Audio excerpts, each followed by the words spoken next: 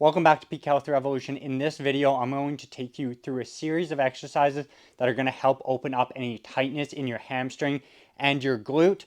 You are going to need a heavy band, so you might have to do this one at your gym if you don't have one of these at home. We'll need it for the very end for one exercise. So let's get into it. Let me show you what the sequence of exercises that we're going to use are to open that hip up as much as we possibly can and get length back to our hamstring. So what we're going to do is we're going to start down on the ground. All we're going to do is just kind of lift this leg up, touch our heels together, and bring them back down. The reason why we're doing this one is just to warm that hip up a little bit before we get into it. So we're going to do 3, 4, 5, 6, 7, and 8 of those on each side. We'll switch over other side here. So when we do this, we want to put the one hand onto our ankle, kind of pin that leg down, and then using the other ankle or arm, just to stabilize us as we go through these. And what we want to avoid is just dragging that ankle to the other one. We want to actually get lift off there and then be rotating, because what's happening here as this is rotating, it's rotating up in this hip joint, and we're starting to warm up that hip capsule a little bit. I think we're at about 6 there, 7, let's call it, and 8. Next, what we're going to do is just warm up those hamstrings a little bit with an easy one here. We're just going to go from forward here to back. We'll hit about 8 of those again. 2, 3, 4, 5, 6, 7, and 8. So what's really great about it is that we get to close everything down on this hip and then get the back side when we go the other way.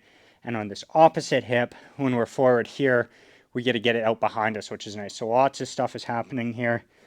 If you do have a really bad true sciatic nerve issues, this one might irritate you. You might just have to go a little bit lighter, not go quite as far. You can still go a little bit, but if you have really bad nerve irritation there, you don't want to go too far. You will aggravate that. And same with the next exercise we're about to do here. If you do it at an appropriate level, it can be really good for you. If you do too much, it's going to become a problem. So the next one, what we're going to do, bend over, hands are going to go to our feet where they're about. Then we're just going to lock one knee out, bend that other one, lift that heel up a little bit, and you should be feeling it through the hip or the hamstring of the locked out leg. Then you swap it. This one's locked out, and we're thinking taking this hip and pushing it back and out. So you could be feeling it down here in your calf, could be in your hamstring, or it could be up here right in the glute. It really depends on where you're the tightest. There's not going to be a wrong spot to feel it. You're just going to feel it where you're tightest. As you continue to do this, you'll probably find too that you work through one area of tightness and next thing you know, a new area of tightness pops up. So it's just where you most restricted on that day.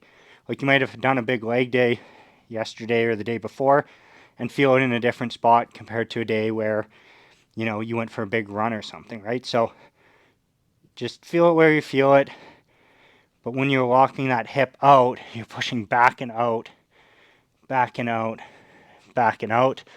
And that's going to get us warmed up for our final stretch where we're going to get the most change happening here by using what we call like a banded distraction. So we're going to anchor this. It needs to be somewhere where it's not going to go anywhere. So make sure that it's a good point because we're going to put a lot of tension on this.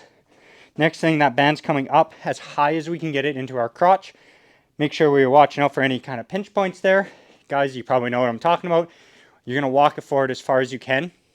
We're working on this leg, which means this leg is going to keep us from shooting back. And then this one's going to have a little bit of a bend in it. We're going to tip over. And now what we're going to do is we're going to straighten that one out and think again, pushing back and out. But now we have the band actually assisting that and getting more of that. So what's happening is in that hip joint, the band is now actually pulling on that femur and helping get that movement that we're looking for in there. So bending, it's almost like you're a racer prepping for his race. So you bend both a little bit, getting down ready to go. Then you stand up and push that back and out. And you can spend time there just hanging out there. Or sometimes what I'll do is I'll come in and out of it from this angle as well. Both work. Just find where you feel it the most. And then two, you can start playing around with rotating a little bit like this, and you'll find you get different angles of pull.